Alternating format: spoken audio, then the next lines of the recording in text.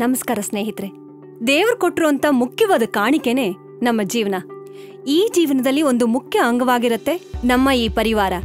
ಇದನ್ನ ಪೂರ್ತಿ ಮಾಡ್ಕೊಳ್ಳೋದಕ್ಕೋಸ್ಕರ ನೀವು ನಿಮ್ಮ ಪರಿವಾರದ, ಪತಿಯ, ಮಕ್ಕಳ ಬಗ್ಗೆ ತುಂಬಾ ಚೆನ್ನಾಗಿ ಕಾಳಜಿ ವಹಿಸ್ತೀರಾ. ಆದ್ರೆ ಈ ಗೊಂದಲದಲ್ಲಿ ನೀವು ನಿಮ್ ಬಗ್ಗೆ ಎಷ್ಟ್ರ ಬಗ್ಗೆ ಕಾಳಜಿ ವಹಿಸ್ತೀರಾ?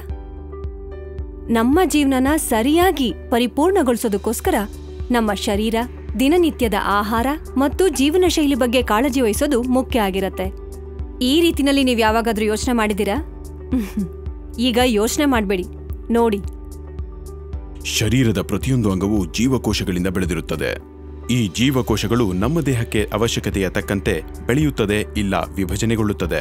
ಕೆಲವೊಮ್ಮೆ ಈ ಜೀವಕೋಶಗಳು ನಮ್ಮ ನಿಯಂತ್ರಣಕ್ಕೆ ಸಿಕ್ಕದೆ ಅಸಾಮಾನ್ಯ ರೀತಿಯಲ್ಲಿ ಬೆಳೆಯಲೂಬಹುದು. ಇದರ ಪರಿಣಾಮವೇ ಒಂದು ಅಸಾಮಾನ್ಯ ಅಥವಾ ಅಬ್ನಾರ್ಮಲ್ ಮಾಸ್, ಅಥವಾ ಇದನ್ನ ಟ್ಯೂಮರ್ ಅಂತಾನೂ ಕರೀತಾರೆ. ಕ್ಯಾನ್ಸರ್ ಅಥವಾ ಕರ್ಕರೋಗ ಇದರ ವಿಶೇಷ ಏನೆಂದರೆ, ಬೆಳೆಯುತ್ತಿರುವ ಇದರ ಟ್ಯೂಮರ್ ನಮ್ಮ ದೇಹದ ಯಾವುದೇ ಭಾಗದಲ್ಲಿ ಸೇರಿಕೊಂಡಿರಬಹುದು.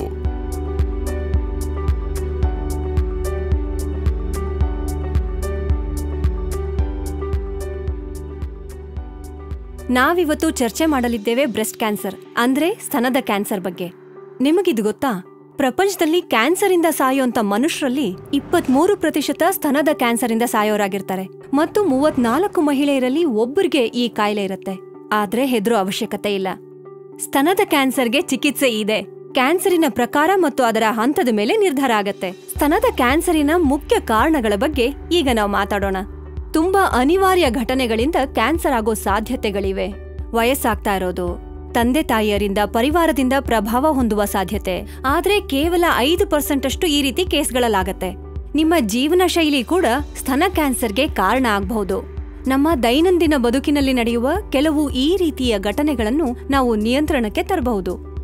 ಸಂತಾನ ಆಗದೆ ಇರೋದು ಅಥವಾ ತಡವಾಗಿ ಮಗು ಆಗುವಂಥದ್ದು, ಎದೆ ಹಾಲು ಕುಡಿಸದೇ ಇರೋದು.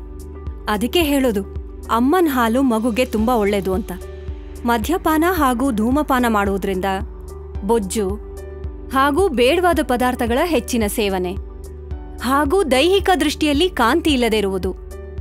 ನಿಮ್ಮ ದೇಹದ ಕಾಳಜಿ ವಹಿಸುವುದೇ ನಿಮ್ಮ ಜೀವಕ್ಕೆ ಒಂದು ಬೆಲೆ ಕೊಟ್ಟ ಹಾಗೆ. ಜೊತೆಗೆ ಸ್ವಲ್ಪ ಕಾಳಜಿ ವಹಿಸೋದ್ರಿಂದ ಕ್ಯಾನ್ಸರ್ನಿಂದ ಕೂಡ ನಾವು ದೂರ ಇರಬಹುದು. ನಿಮ್ಮ ದೇಹದಲ್ಲಿ ಕೆಲವು ಲಕ್ಷಣಗಳನ್ನ ಸೂಕ್ಷ್ಮವಾಗಿ ಗಮನ ವಹಿಸೋದ್ರಿಂದ ಕ್ಯಾನ್ಸರ್ ಹೆಚ್ಚಾಗೋದನ್ನ ನಾವು ತಡಿಬಹುದು. ಬನ್ನಿ, ಇದ್ರ ಲಕ್ಷಣಗಳ ಬಗ್ಗೆ ಇನ್ನೂ ಹೆಚ್ಚಿನ ಮಾಹಿತಿಯನ್ನ ನಮ್ಮ ಡಾಕ್ಟರಿಂದ ತಿಳ್ಕೊಳ್ಳೋಣ. ಸ್ತನದ ಕ್ಯಾನ್ಸರ್ಗೆ ಅನೇಕ ಲಕ್ಷಣಗಳು ಇರುತ್ತದೆ. ತುಂಬಾ ಸಾಮಾನ್ಯವಾದ ಲಕ್ಷಣ ಅಂದ್ರೆ ಸ್ತನದ ಮೇಲೆ ಒಂದು ಊತ ಅಥವಾ ಗಡ್ಡೆ. ಈ ಗಡ್ಡೆಯು ಸ್ತನದ ಯಾವುದೇ ಭಾಗದಲ್ಲಾದರೂ ಕಾಣಬಹುದು.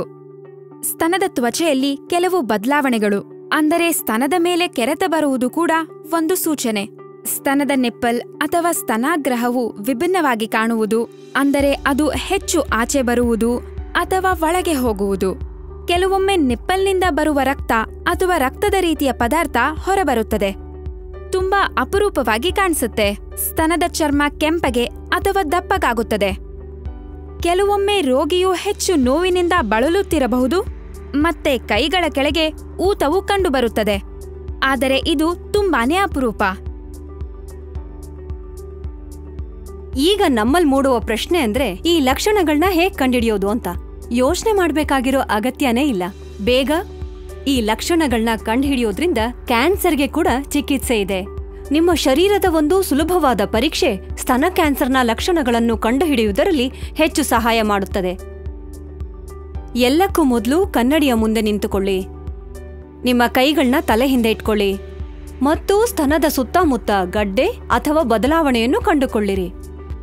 ನಿಮ್ಮ ಕೈಗಳನ್ನು ಸೊಂಟದ ಮೇಲಿಟ್ಟು ಸ್ತನದ ರಚನೆ ಮತ್ತು ಆಕಾರದ ಮೇಲೆ ಗಮನ ಕೊಡಿ. ನಿಮ್ಮ ಒಂದು ಕೈಯನ್ನು ಮೇಲೆತ್ತಿ ಮತ್ತೊಂದು ಕೈಯಿನ ತೋರು, ಮಧ್ಯಮ ಮತ್ತು ಉಂಗುರ, ಅಂದರೆ 3 ಬೆರಳುಗಳನ್ನು ಉಪಯೋಗಿಸಿ ಸ್ತನದ ಮೇಲೆ ವೃತ್ತಾಕಾರದಲ್ಲಿ ಆಡಿಸಿ. ಸಮಸ್ಯೆ ಇದೆಯೇ ಎಂದು ಪರಿಶೀಲಿಸಿ. ನಿಮ್ಮ ಸ್ತನದಲ್ಲಿ ಯಾವುದಾದರೂ ಗಡ್ಡೆ ಇದೆಯೇ ಎಂದು ಒಂದು ಬಾರಿ ಇಸುಕಿ ನೋಡಿರಿ. ಕೊನೆಯಲ್ಲಿ ಈ ಎಲ್ಲಾ ಪರೀಕ್ಷೆಗಳನ್ನು ಮಲಗಿಕೊಂಡು ಪರೀಕ್ಷಿಸಿಕೊಳ್ಳಿ. ನೆನ್ಪಿರ್ಲಿ, ಎಲ್ಲಾ ಗಡ್ಡೆಗಳು ಕ್ಯಾನ್ಸರ್ನ ಲಕ್ಷಣ ಆಗಿರೋದಿಲ್ಲ. ಆದರೆ ಒಂದು ಬಾರಿ ಇದರ ಪರೀಕ್ಷೆ ಮಾಡುವುದು ಒಳ್ಳೆಯದು. 3 ರಜಾ ದಿನಗಳನ್ನು ಬಿಟ್ಟು ತಿಂಗಳಿಗೊಮ್ಮೆ ಈ ರೀತಿ ಪರೀಕ್ಷಿಸಿಕೊಳ್ಳುವುದು ಒಳ್ಳೆಯದು. ಸ್ತನದ ಟ್ಯೂಮರ್ನ ಹಿಡಿಯೋದಕ್ಕೆ ಒಂದು ವಿಶೇಷ ಪರೀಕ್ಷೆ ಇದೆ. ಅದರಿಂದ ಕಂಡುಹಿಡಿಬಹುದು. ಆ ಟ್ಯೂಮರ್ 1 ಸೆಂಟಿಮೀಟರ್ಗಿಂತಲೂ ಕಡಿಮೆ ಇದ್ದಲ್ಲಿ ಅದು ಸ್ತನನ ಮುಟ್ಟೋದ್ರಿಂದ ಅಂದರೆ ಸೆಲ್ಫ್ ಟೆಸ್ಟ್ ಮೂಲಕ ಕಂಡುಹಿಡಿಯೋದಕ್ಕೆ ಆಗೋದಿಲ್ಲ. ಮ್ಯಾಮೋಗ್ರಾಮ್ನ ಮೂಲಕ ಆ ಟ್ಯೂಮರ್ ಎಷ್ಟು ಘಾತಕ ಅಂತ ಆ ಟ್ಯೂಮರ್ನ ನೋಡಿ ಡಾಕ್ಟರ್ ಕಂಡುಹಿಡಿಯಬಹುದು. ಡಾಕ್ಟರ್ ಯಾವಾಗ್ಲೂ ಸಲಹೆ ಕೊಡೋದೇನಂದ್ರೆ 40 ವರ್ಷದ ನಂತರ ನಾವು ಮ್ಯಾಮೋಗ್ರಫಿ ಪರೀಕ್ಷೆಯನ್ನು ವರ್ಷಕ್ಕೆ 1 ಬಾರಿಯಾದ್ರೂ ಅಗತ್ಯವಾಗಿ ಮಾಡಿಸ್ಬೇಕು. ಮತ್ತೆ ಕೆಲವರ ಪರಿವಾರದಲ್ಲಿ ಸ್ತನ ಕ್ಯಾನ್ಸರ್ನ ಇತಿಹಾಸ ಇದ್ದಲ್ಲಿ ಅವರು ಮ್ಯಾಮೋಗ್ರಫಿ ಪರೀಕ್ಷೆಯನ್ನು ಕಡಿಮೆ ವಯಸ್ಸಿನಲ್ಲೇ ಮಾಡಿಸ್ಬೇಕು. ಸರಿ, ಬ್ರೆಸ್ಟ್ ಕ್ಯಾನ್ಸರ್ ಬಗ್ಗೆ ನೀವು ಇಷ್ಟೆಲ್ಲ ಮಾಹಿತಿಗಳನ್ನ ಪಡ್ಕೊಂಡಿದ್ದೀರಾ ಅಂದಮೇಲೆ ಈ ವಿಷಯನ ಪ್ರತಿಯೊಬ್ಬರಿಗೂ ತಿಳಿಸಿ ಮಹಿಳೆಯರಲ್ಲಿ ಜಾಗೃತಿ ಮೂಡಿಸಿ. ನಿಮ್ಮ ತಾಯಿ, ಸಹೋದರಿ, ಸ್ನೇಹಿತೆಗೆ ಈ ಟೆಸ್ಟ್ ಅನ್ನ ಉಡುಗೊರೆ ಎಂದು ನೀಡಿ. ಸ್ನೇಹಿತೆಯರನ್ನು ಕರೆದುಕೊಂಡು ಹೋಗಿ ಇದರ ಬಗ್ಗೆ ಮಾಹಿತಿ ನೀಡಿ. ಜೀವ ಇದ್ರೆ ಜೀವನ ಇರತ್ತೆ. ಈ ಅಮೂಲ್ಯವಾದ ಜೀವನಕ್ಕೆ ಇವತ್ತು ನಿಮ್ಮ ಸಮಯ ಕೊಟ್ಟಿದ್ದೀರಾ, ಅದಕ್ಕೆ ನಿಮ್ಗೆ ಧನ್ಯವಾದಗಳು. ನಿಮ್ಮ ದೇಹದ ಕಾಳಜಿ ಮಾಡಿರಿ. ಹೌದು, ಜೀವನ ಸುಂದರವಾಗಿದೆ. ಸ್ತನ ಕ್ಯಾನ್ಸರ್ಗೆ ಸಂಬಂಧಿತ ಹೆಚ್ಚಿನ ಮಾಹಿತಿಗಾಗಿ www.indiancancersociety.org ಗೆ ಭೇಟಿ ನೀಡಿ.